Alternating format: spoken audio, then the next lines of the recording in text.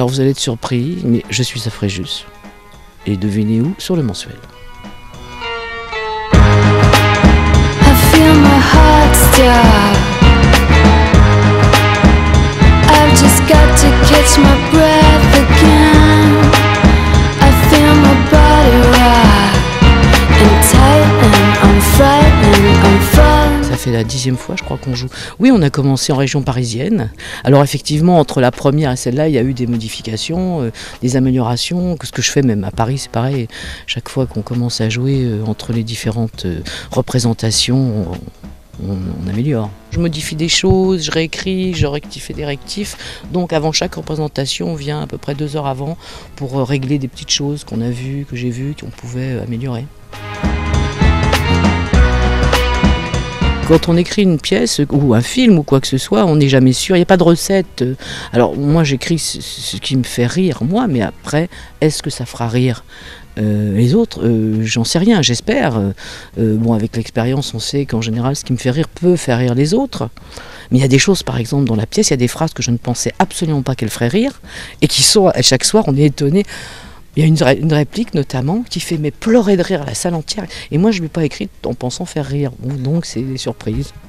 I feel my heart stop. Au départ c'était un type qui se faisait analyser par une psy un peu particulière. Et en écrivant les scènes, je me suis dit ce qui serait drôle, c'est que le type analysé soit lui-même analyste, soit lui-même psychologue ou psychanalyste.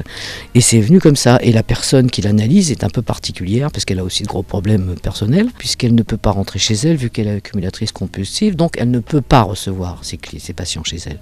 Ce qui fait qu'elle se déplace à domicile. Lui ne pouvant pas sortir parce qu'il est agoraphobe, ça tombe bien. Et elle va le choisir justement pour servir, elle va choisir son cabinet pour servir d'asile à un type recherché par les polices du monde entier, un genre de Snowden qui est en fuite, qui a balancé sur le net des tas d'infos ultra secrètes. Et ce malheureux Simon, que joue Kader Boukaneff, est même dans l'impossibilité d'appeler la police, parce que ça voudrait dire qu'il aurait à se déplacer ensuite. Donc c'est pas possible, il est coincé.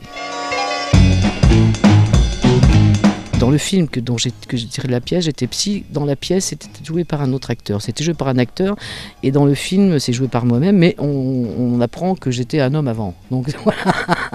Parce que je trouve que les psys sont comme les curés modernes. C'est-à-dire qu'ils vont confesser des gens, ils vont les aider psychologiquement. Et finalement, ce sont des hommes, comme tout le monde, et qui ont leurs problèmes. Ce sont des êtres humains, des hommes ou des femmes. Et c'est amusant de mettre en scène un personnage qui est censé être équilibré, ou du moins apporter l'équilibre à ses patients, aussi timbré que ses patients, même. Enfin, aussi perturbé, je dirais pas timbré, parce qu'il n'est pas timbré, mais disons fortement perturbé. Disons que quand on écrit, on ne joue pas seulement, mais il faut se mettre à la place des autres, il faut avoir de l'empathie, et les écouter, les regarder, retenir ce qui vous a paru drôle, de ce qu'on a noté dans la vie de tous les jours. Moi j'aurais pu être psy si j'avais fait les études nécessaires. Bon. Donc comme j'ai pas beaucoup de bagages universitaires ni quoi que ce soit, j'ai fait actrice. Et je me dis, on a quand même un rôle un peu social, dans le sens où moi j'ai des personnes qui m'ont dit, quand je suis déprimée, je regarde Nuit d'ivresse et ça me fout la pêche, donc, ou Les Bronzés ou le Père Noël. Donc ça, on se dit, bon, on n'est pas totalement inutile. Je pense qu'émouvoir, de toute façon, que ce soit émouvoir en faisant rire ou émouvoir en faisant pleurer, c'est pas évident.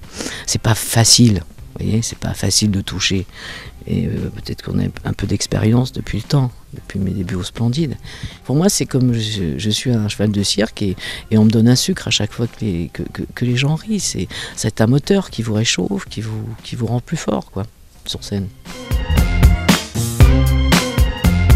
Alors, pour la première fois, je ne dis pas de gros mots. Enfin, c'est un personnage qui n'est pas entre guillemets populaire, parce que souvent j'ai joué des personnages qui étaient d'un milieu beaucoup plus modeste, qui sortaient de tôle, ou dans la dernière pièce, La nuit sera chaude, qui était une femme de ménage absolument épouvantable, qui volait les maris de tout le monde. Là, non, c'est un personnage qui est psy, donc il y a un bagage, qui parle bien, qui est un peu particulière. Mais c'est pas moi qui dis le plus de gros mots. Il y a ma partenaire Justine Le Potier qui, elle, joue qui s'en charge, qui joue une SDF punk à chien, qui, elle, parle comme un charretier. Donc voilà.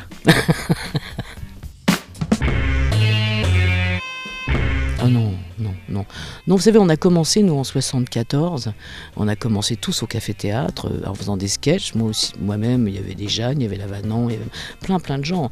Les Curières du Maurice, ça a démarré très vite à cause de la télé. La télé a lancé toute une génération, que ce soit Bouvard, le petit théâtre de Bouvard qui a lancé Les Inconnus, Palmade et compagnie, que ce soit Canal qui a lancé Jamel, les Nuls et tout ça. Mais nous, j'ai toujours eu envie, moi, de jouer avec des gens. On était en équipe. Donc faire carrière seul, ça ne m'est jamais venu à l'idée.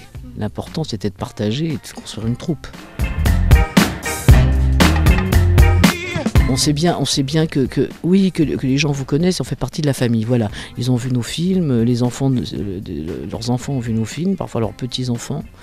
Mais on se dit pas en permanence, putain, ça fait 40 ans. Là où on le sent, parfois on est un peu plus fatigué quand on voyage, voilà. On est ça fait un peu plus lourd dans les jambes. Mais à part ça, non, je crois qu'il faut justement...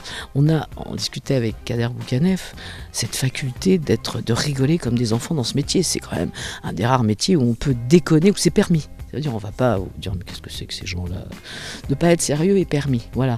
C'est toléré. Ouais.